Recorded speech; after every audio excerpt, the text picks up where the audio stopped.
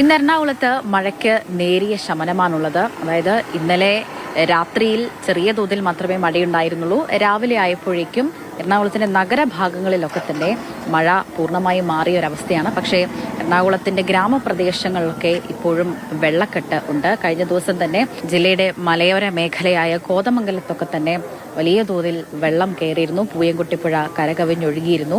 മണികണ്ഠൻചാൽ ചപ്പാത്ത് പൂർണ്ണമായും വെള്ളത്തിനടിയിലായിരുന്നു. ബ്ലാവനയിലും അതോടൊപ്പം തന്നെ വെള്ളം കയറി. ജങ്കാർ ബോട്ട് സർവീസ് തടസ്സപ്പെടുകയും നിറയെ ആദിവാസി ഊരുകൾ ഒറ്റപ്പെടുന്ന ഒരു സാഹചര്യമൊക്കെ ഉണ്ടായി. പക്ഷേ അവിടുത്തെ സാഹചര്യമൊക്കെ മാറിയിരിക്കുകയാണ്. ഇപ്പോൾ ഈ നോക്കിയാൽ തന്നെ മനസ്സിലാവും നമ്മളിപ്പോൾ ഉള്ളത് ആലപ്പുഴ ശിവക്ഷേത്രത്തിന്റെ പരിസരത്താണ്. കഴിഞ്ഞ ദിവസമൊക്കെ തന്നെ നല്ല രീതിയിൽ വെള്ളം കയറിക്കിടന്ന ഒരു പ്രദേശമാണ്. പൂർണ്ണമായും ക്ഷേത്രം വെള്ളത്തിനടിയിലായിരുന്നു കഴിഞ്ഞ ദിവസം. പക്ഷേ ഇന്ന് വെള്ളം ഇറങ്ങി തുടങ്ങിയിരിക്കുകയാണ്. ഈ പടിയൊക്കെ നോക്കിയാൽ തന്നെ മനസ്സിലാവും ഇന്നലെ എത്രമാത്രം വെള്ളം ഉണ്ടായിരുന്നു എന്നുള്ളത്. ചെളി നിറഞ്ഞിരിക്കുകയാണ്. പക്ഷേ ഇപ്പോൾ അങ്ങനെയല്ല സാഹചര്യം. ഇപ്പോൾ വെള്ളം ഇറങ്ങി തുടങ്ങിയിരിക്കുകയാണ്. പക്ഷേ ആലുവയിലെ ഗ്രാമപ്രദേശങ്ങളിലൊക്കെ ഇപ്പോഴും വെള്ളക്കെട്ട് രൂപപ്പെടുന്നുണ്ട് എന്നതാണ്. അതായത് പെരിയാറ് ഇപ്പോഴും ജലനിരപ്പ് പെരിയാറ്റിൽ ഉയർന്നു തന്നെയാണ് നിൽക്കുന്നത്.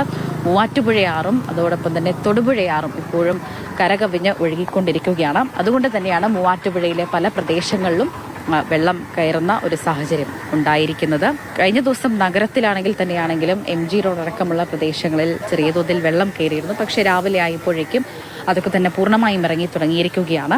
ഇനി തീരദേശ മേഖല എടുക്കുകയാണെങ്കിൽ ചെല്ലാനത്തൊക്കെ തന്നെ കഴിഞ്ഞ ദിവസം കടൽക്ഷോഭം ഉണ്ടായിരുന്നു. വേലിയേറ്റമൊക്കെ തന്നെ രൂക്ഷമായിരുന്നു. പക്ഷെ ഇന്ന് രാവിലെ ആയപ്പോഴേക്കും അതിനൊക്കെ ഒരു കുറവ് അനുഭവപ്പെട്ടിട്ടുണ്ട്. പക്ഷേ 11 മണിയാകുമ്പോഴേക്കും കടൽക്ഷോഭം തുടങ്ങുമെന്ന് തന്നെയാണ് അറിയിച്ചിരിക്കുന്നത്. അപ്പോൾ ആവശ്യമെങ്കിൽ ആളുകളെ ക്യാമ്പുകളിലേക്ക് മാറ്റി താമസിപ്പിക്കും.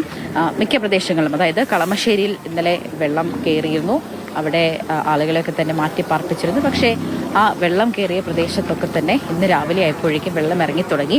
എറണാകുളത്ത് തന്നെ മുഴുവനായും നോക്കുകയാണെങ്കിൽ ഏറെക്കുറെ 5 ക്യാമ്പുകളാണ് തുറന്നിരിക്കുന്നത്. ഇന്ന് ഞായറാഴ്ച ആയതുകൊണ്ട് തന്നെ വിദ്യാഭ്യാസ സ്ഥാപനങ്ങൾക്ക് ഒക്കെ തന്നെ അവധിയാണ്. പക്ഷേ ഈ മതപഠനം അതുമാത്രമല്ല ഈ പ്രത്യേക കോച്ചിങ് സെന്ററുകൾ അതൊന്നും പ്രവർത്തിക്കരുത് എന്നും കൂടി ഒരു മുന്നറിയിപ്പുണ്ട്. നിലവിൽ ജില്ലയിൽ മഴ മാറിയാണ് നിൽക്കുന്നതെങ്കിലും ജാഗ്രതാ നിർദ്ദേശം പുലർത്തണം എന്നത് തന്നെയാണ് ഈ ജില്ലാ ഭരണകൂടത്തിന്റെ ഒരു മുന്നറിയിപ്പ്.